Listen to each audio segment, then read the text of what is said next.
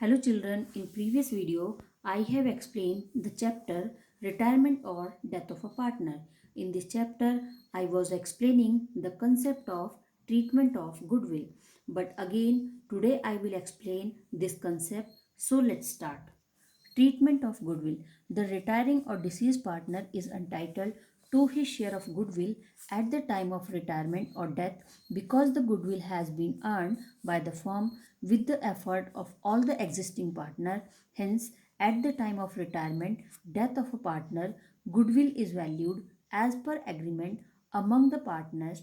The retiring deceased partner compensated for his share of goodwill by the continuing partner who have gained due to acquisition of share of profit from the retiring deceased partner in their gaining ratio.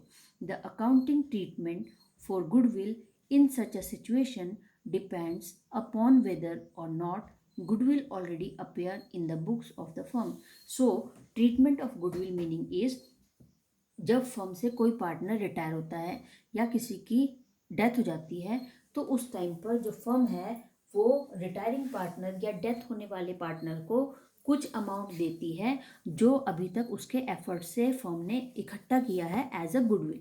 उस goodwill में उसका जो ratio था, जितने भी profit या loss थे, जितने भी रिजर्व थे, उन सभी में अभी तक उसके लिए एक डिस्ट्रीब्यूशन था, एक पोर्शन था अकॉर्डिंग टू द रेशो।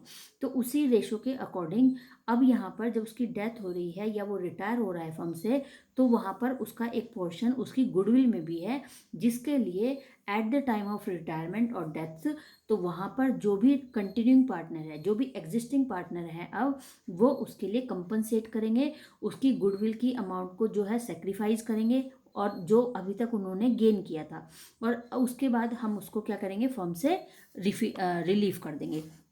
अब यहाँ पर डिफरेंट डिफरेंट सिचुएशंस है कि अकाउंटिंग ट्रीटमेंट को हम किन तरह से क्या करते हैं, हैंडल करेंगे at the time of retirement और डेथ ऑफ अ पार्टनर के कंसेप्ट में। First, when goodwill does not appear in the books. इसका मतलब है कि जब फर्म ने अपनी गुडविल की अमाउंट को बुक्स में अपीयर शो नहीं किया है तो हम वहाँ पर किस तरह से जनरल एंट्रीज पास करते हैं। इसके लिए मैं एक आपको फिर से एग्जांपल बताती हूँ कि let us take an example and clarity the treatment और गुडविल ऑन रिटायरमेंट और death of a partner using all the above alternative. A, B, C are partner firm sharing profit in the ratio 3:1. B retire, the goodwill of the firm is valued 60,000 and the remaining partner A and C continue the share profit in the ratio 3:1. The general entries under various alternative shall be as follow. यहाँ पर बताया जा रहा है कि A, B, C तीन partner थे, तीनों का रेशो था 3:1। B रिटायर हो रहा है, the goodwill of the firm, firm की जो गुडविल है वो है 60,000। रिमेनिंग पार्टनर ने अब डिसाइड किया है कि ए और सी जो रिमेनिंग पार्टनर है कि हम दोनों मिलकर के फर्म को कंटिन्यू करेंगे, और इसके लिए हमारा इन फ्यूचर का जो रेशो होगा वो होगा रेशो 3:1। अब यहाँ पर अगर हम देखें ए बी सी तीन पार्टनर है, ए का रेशो है 3 और सी का रेशो है 1, और बी जो है वो रिटायर हो रहा है, तो इसका मतलब 2 रेशो किसका था, बी का, तो बी यहाँ से चला गया, तो अब यहाँ पर ए और सी का न्यू रेशो बन गया है 3:1। अब इसके बाद अब यहाँ पर जो फर्म के पास गुडविल है उसकी वैल्यू है 60,000, तो हम यहाँ पर अब इसके लिए जनरल एंट्री पास करेंगे। फर्स्ट सिचुएशन है if goodwill is raise at full value and retain in the books, कि जब यहाँ पर गुडविल की जो वैल्यू है वो पूरी की पूरी क्या है, रेज कर चुके हैं, और रिटेन कि वहाँ पर रिटेन इन द बुक्स और वहाँ पर बची हुई है। गुडविल अकाउंट डेबिट, गुडविल में जमा है 60,000 to A capital account 30, to B capital account, to C capital account 10,000। Goodwill raise at full value and credited to all the partners in their all profit sharing ratio. तो इस तरह से यहाँ पर जो गुडविल अभी तक जमा हुई है वो 60,000 की है, और जिसके लिए तीनों पार्टनर ने क्या किया है, उसको सबमिट किया है। ठीक है, अब यहाँ पर जब फर्म को हम क्या कर देंगे, अगर वहाँ पर डिस्ट्रीब्यूट करेंगे तो वो जो गुडविल है वो सभी पार्टनर्स को उनके ओल्ड प्रॉफिट शेयरिंग रेशियो में डिस्ट्रीब्यूट होगी। Next situation is if goodwill is raise at full value and written off immediately, कि हमने जो गुडविल की अमाउंट है वो पूरी की पूरी वैल्यू जो है वो रेज कर दी है और वहाँ से रिटर्न ऑफ कर दिया है, इमीडिएटली वो वहाँ से इमीडिएटली रिटर्न ऑफ हो गई है। तो गुडविल अकाउंट डेबिट, गुडविल में आपके पास 60,000 के जो थे वो जमा थी to A capital account, to B capital account, to C capital account, goodwill raise at full value and credited to all partner in old ratio. हमने पूरी की पूरी जो गुडविल है उसको वहाँ से इमीडिएटली क्या कर दिया है, रिटर्न ऑफ कर दिया है। तो रिटर्न ऑफ अगर कर दिया है तो सब जो गुडविल थी उसको हमने ओल्ड प्रॉफिट शेयरिंग रेशो में जो पार्टनर थे उन तीनों पार्टनर्स को वो क्रेडिट कर दिया है।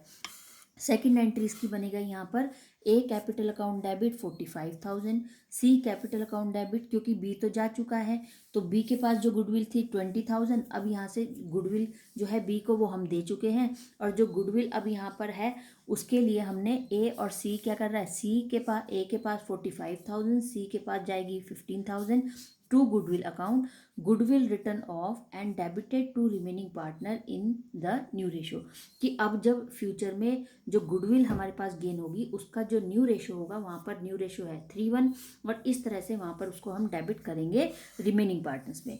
Next case is if goodwill is raised to the extent of retiring partner share and written off immediately, goodwill account debit 20,000 to B capital account 20,000, goodwill raised to the extent of B share, यहाँ पर goodwill में B का share है 20,000 का जो अब उसके लिए रेज हो रहा है। A capital account debit 15,000, C capital account debit 5,000 to goodwill account.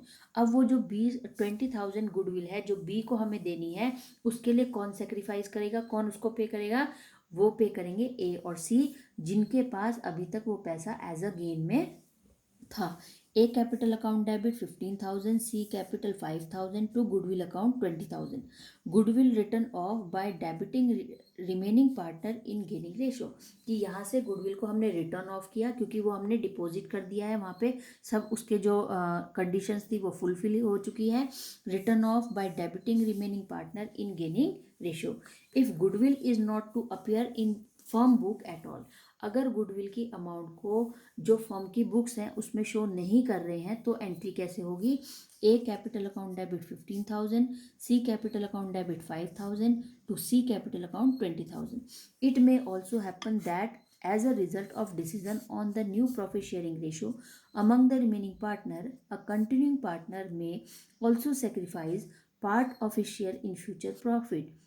यहाँ पर बताया जा रहा है कि जब पार्टनर रिटायर होगा तो रिटायरमेंट के टाइम पर हम उसको जो भी अमाउंट उसकी कैपिटल है, रिजर्व्स हैं या जो उसके प्रॉफिट्स हैं और उसके जो भी हमारे पास गुडविल है उन सभी को जो कंटिन्यूइंग पार्टनर है वो एक पार्ट जो भी उनके रेशो में आएगा, जो भी वो सेक्रीफाइस करेंगे उसको वो अभी सेक्रीफाइस करेंगे, लेकिन फ्यूचर में उसके जाने के बाद उसका जो पार्ट है वो उनके लिए फ्यूचर प्रॉफिट बन जाएगा। In such a situation, his capital account will also be credited along with the retiring deceased partner capital account in proportion to his sacrifice, and other continuing partners capital account will be debited based on their gain in future profit ratio।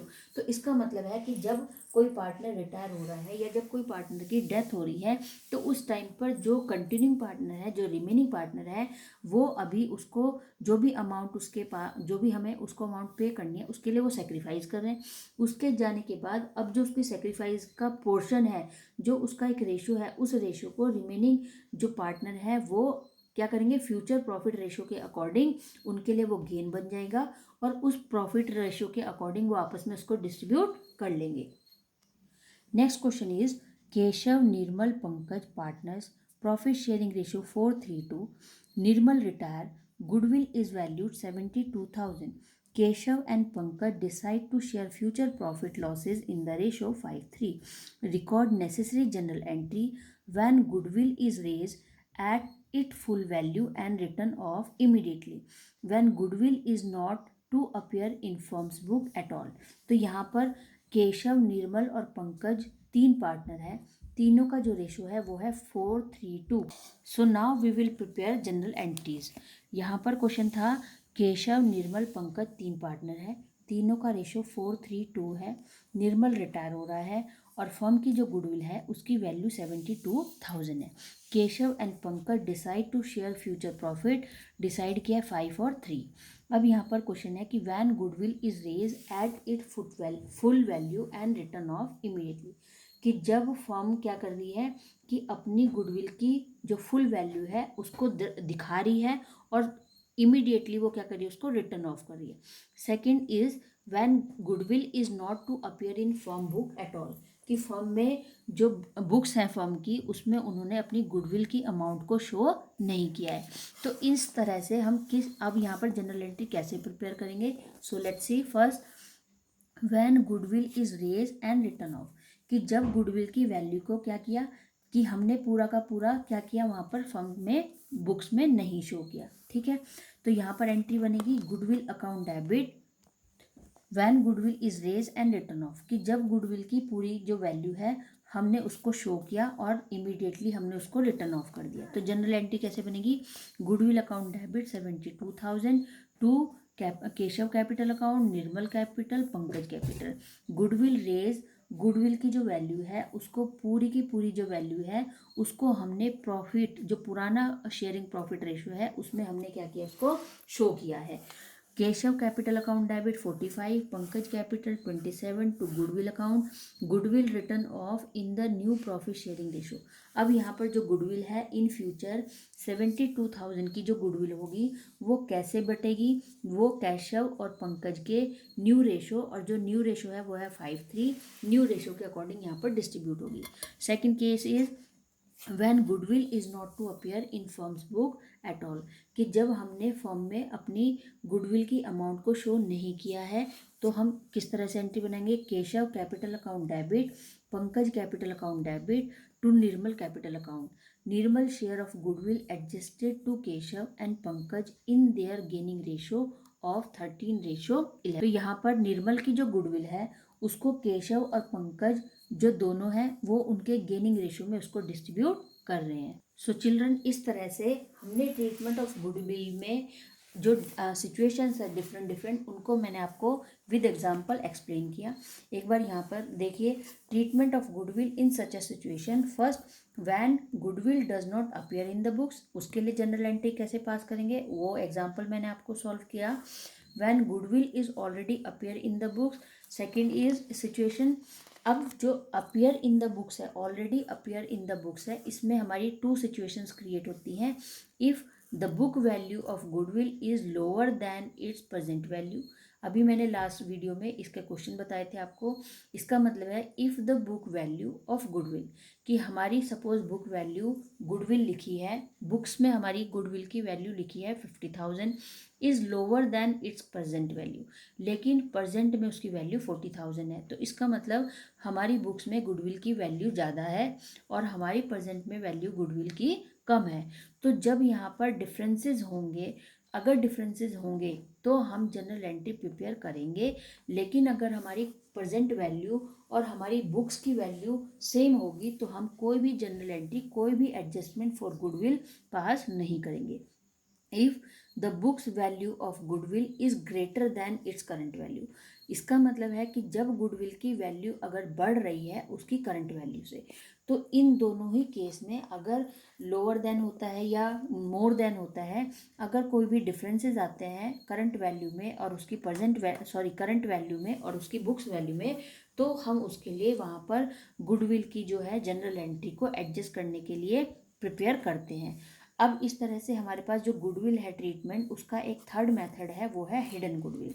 Hidden goodwill means if the firm has agree to settle the retiring और deceased partners account by paying him a lump sum amount, then the amount paid to him in excess of what is due to him based on the balance in his capital account after making necessary adjustment in respect of accumulated profit loss and revaluation of assets and liabilities etc shall be treated on his share of goodwill known as hidden goodwill।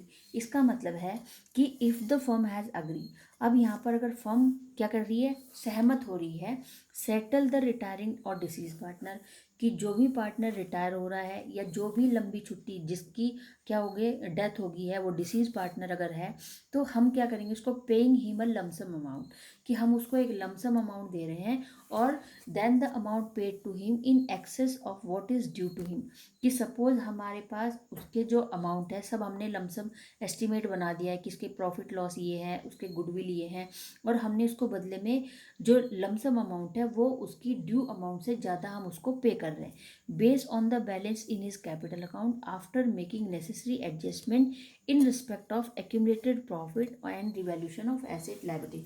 मतलब हमने उसकी जो profit loss थे, उसके जो reserve थे, उसके जो रिवैल्यूशन ऑफ एसेट्स थी, लायबिलिटीज़ थी, इन सभी को एडजस्ट करने के बाद हमने देखा कि सपोज इन सबको एडजस्ट करने के बाद हमें जो रिटायरिंग पार्टनर है उसको 50,000 रुपीज़ की अमाउंट पे करनी है। तो फर्म कह रही है, तो फर्म उस टाइम पर ऐसा इसलिए करती कि मे भी सपोज ऐसा भी हो सकता है कि कोई ट्रांजेक्शन हमसे छूट गई हो, या कोई ऐसा पैसा हो जो फर्म में उसका भी कंट्रीब्यूशन हो और हमें वो याद नहीं हो। तो फर्म हमेशा क्या करती है कि जो भी उसकी ड्यू अमाउंट है, आफ्टर ऑल द एडजस्टमेंट, जितनी भी एडजस्टमेंट है उसकी related to the accumulated profit loss, revaluation of assets, liabilities, तो इन सभी एडजस्टमेंट को करने के बाद उसकी जो भी ड्यू अमाउंट बन रही है फर्म में, उससे ज़्यादा फर्म उसको देती है और उसको जाने के लिए एग्री हो जाती है, ठीक है, या उसको रिटायर कर देती है। शैल बी ट्रीटेड ऑन ही share of goodwill known as hidden goodwill. तो हम क्या कर रहे हैं, इसका मतलब जब हमने अजम्पशन लगाई हुई है, एक हमने वहाँ पर एस्टिमेट बना दिया है, किसके लिए, कि प्रॉफिट लॉस फर्म में पार्टनर का ये था, रिवैल्यूशन ऑफ एसेट, अगर रिवैल्यूशन हो रही थी एसेट्स की, बढ़ रही थी एसेट, तो उसमें प्रॉफिट का जो शेयरिंग रेशो है वो ये है, लायबिलिटीज़ उसकी वजह से हमारी इतनी पे हुई है, रिजर्व्स हमारे ये हैं, तो हम क्या करेंगे, उसी के साथ साथ कहीं ना कहीं हम उसकी कुछ अमाउंट जो है वो गुडविल की भी पे उसको करेंगे, जिसे हम हिडन गुडविल कहते हैं। Example is P, Q and R are partner in a firm sharing profit in the ratio 3:1। P, Q, R यहाँ पर तीन पार्टनर हैं और तीनों का रेशो 3:1 है। R retire and the balance in his capital account after making necessary adjustment on account of reserve। R जो है वो रिटायर हो रहा है, and the balance in his capital account after making necessary adjustment on account of reserve। अब जितने भी adjustment थे रिजर्व के, रिवैल्यूशन ऑफ एसेट्स के, लायबिलिटीज़ के, वर्क ₹2,60,000 की सभी को एडजस्ट करने के बाद जो अमाउंट है उसकी वो है ₹60,000। P and Q agree to pay him 75,000 in full settlement of his claim. तो इसका मतलब है कि उसकी तरफ, फर्म की तरफ से सारी एडजस्टमेंट्स को करने के बाद उसका जो रेशो बन रहा है, जो उसको पेमेंट हमें पे करनी है वो है 60,000 की। लेकिन पी और क्यू है जो अग्री हो रहे हैं, तैयार मतलब सहमत हैं कि ठीक है हम उसको 75,000 जो है वो फुल सेटलमेंट उसके क्लेम्स के, जो भी अगर कोई ऐसा क्लेम है जो नहीं पूरा हुआ है या हमने पहले उसको नहीं दिया था, और कल तो कोई भी ऐसी वहाँ पर क्लेम नहीं होना चाहिए कल को फर्म के अगेंस्ट में, तो इसीलिए उनको मोर देन, अब उसने क्या किया कि 60,000 की कैलकुलेशन हुई, एस्टिमेशन हुआ कि हमें रिटायरिंग पार्टनर को 60,000 रुपीज़ पे करने हैं। लेकिन उसके लिए पी और क्यू जो रिमेनिंग पार्टनर है उन्होंने डिसाइड किया कि 75,000 हम उसको फुल सेटलमेंट के लिए करेंगे, और जो भी उसके क्लेम्स अगर उसमें होंगे सपोज गुडविल के लिए, तो वो भी उसका कवर वहाँ से हो जाएगा। It implies that of ₹15,000 is R share of goodwill of the firm. तो इसका मतलब है कि 60,000 उसके प्रॉफिट, जो भी एक्यूमुलेटेड प्रॉफिट थे, जो भी कैपिटल थे, या जो भी ट्रांजेक्शन थी, एडजस्टमेंट्स थी, उनको करने के बाद थी 15,000 दोनों पार्टनर ने मिलकर के उसको एक्सेस अमाउंट पे की। तो इसका मतलब ये 15,000 जो है वो उसकी गुडविल का शेयर है। This will be debit to the capital account of P and Q in their gaining ratio. ये जो कैपिटल गुडविल है ये पी और क्यू के कैपिटल अकाउंट में क्या है, डेबिट हो जाएगी, और उनके गेनिंग रेशो के according, and credited R capital account as follow, और उसके बाद ये क्रेडिट होगी आर के कैपिटल अकाउंट में according this. P capital account debit 9,000, Q capital account debit 6,000 to R capital account 15,000। तो इसका मतलब P के पास 9,000 थे, Q के पास 6,000 जमा थे और दोनों ने मिलके उसको 15,000 पे किया। R share of goodwill adjusted in P and Q capital account in their gaining ratio of 3:2 कि फ्यूचर में उनको गेन होने वाला है 15,000 का, जिसके लिए उन्होंने अभी आर को 15,000 की जो गुडविल है वो एडजस्ट कर दी है। Another example is XYZ are partners sharing profit in the ratio 1:3. Z retire and his capital after making all adjustments for reserves and profit on revaluation stand at rupees 2,40,000. X and Y have agreed to pay him 3 lakh in full settlement of his claim. X और Y Z तीन partner है, तीनों का ratio 1:3 है। Z retire हो रहा है तो इसका मतलब रेशो भी इसका यहाँ से हट जाएगा। And his capital after making all adjustment, उसके सारी एडजस्टमेंट करने के बाद for reserves and profit on revaluation stand, सब एडजस्टमेंट करने के बाद उसके पास 2,40,000 जो है वो उसके खड़े हो रहे हैं, मतलब उसको पे करने। X and Y have agree to pay, लेकिन फर्म जो है वो 2,40,000 के बदले में उसको 3 lakh rupees in full settlement उसके क्लेम के लिए देने के लिए अग्री हुई है। Record necessary general entry for the treatment of goodwill if the NPSR is decided as 1:3। तो यहाँ पर जो हम उसको एक्सेस अमाउंट दे रहे हैं तो उसके अंदर उसके कुछ क्लेम भी हो सकते हैं जो अभी तक उसको नहीं मिले थे और फर्म उसको रिटायरमेंट के टाइम पर पे कर रही है, और उसी अमाउंट में उसकी हिडन गुडविल भी है और जो एक्चुअल अमाउंट है वो फर्म नहीं बता रही है और सिर्फ कह रही है कि 2,40,000 के साथ साथ मैंने आपको 3 लाख जो 60,000 है वो एक्सेस अमाउंट पे की है, जिसमें उसके क्लेम भी हो सकते हैं कुछ और उसके में उसकी गुडविल भी है, तो जिसे हम हिडन गुडविल कहते हैं। X capital account debit 10,000, Y capital account debit 50,000, 60,000 हो गया to Z capital account 60,000। Being Z share of goodwill adjusted in gaining ratio 1:5, जो रिमेनिंग रेशियो। वर्किंग नोट हमने कैसे प्रिपेयर किया, कैलकुलेशन ऑफ हिडन गुडविल, हमें किस तरह से गुडविल की अमाउंट को कैलकुलेट करना है। 3 लाख रुपीज़ फर्म दे रही है, amount agreed to be paid in full settlement, जो फर्म है वो फुल सेटलमेंट कर रही है हिडन गुडविल के साथ 3 लाख का, less capital after all adjustment hidden goodwill. अब यहाँ पर जो उसके स्टैंड हो रहा है, उसके जो अमाउंट जो है वो खड़ी हो रही है, जो तैयार है, उसको मिलना कितना चाहिए, ड्यू पेमेंट है उसकी 2,40,000। तो इसका मतलब 3 लाख में से उसको मिलने चाहिए थे 2,40,000, लेकिन फर्म पे करिए 3,60,000, उसकी क्या है, हिडन गुडविल है। कैलकुलेशन ऑफ गेनिंग रेशो, अब यहाँ पर गेनिंग रेशो कैसे निकालना है, न्यू रेशो किसका है, XYZ 3 पार्टनर थे, इन द रेशो 1:3 था, और Y जो है वो जेड जो है वो रिटायर हो रहा है, 3 रिटायर हो रहा है। न्यू रेशो, और यहाँ पर न्यू रेशो इन्होंने बनाया है अपना, जो एक्स और वाई है न्यू रेशो वो बना रहे हैं अपना 1 और 3 का। तो इस तरह से यहाँ पर न्यू रेशो 1 और 3 है, ओल्ड रेशो 1:3।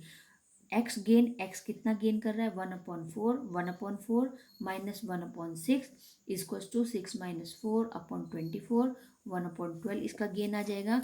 और इसी तरह से वाई का जो गेन है 3/4 माइनस 2/6 इक्वल्स टू 18 - 8 24, 10/24, 5/12। तो यहाँ पर गेनिंग रेशो एक्स और वाई का है 1:5। So children, today I have completed the concept of treatment of goodwill in the retirement or death of a chapter. Retirement or death of a chapter. Okay. So you have to do your work in proper way. And why you are not submitting your homework, I am very disappointed for yourself. So I want to say that only you will submit your homework regularly, otherwise you will be face a big problem in your board exams, children. So take care, goodbye.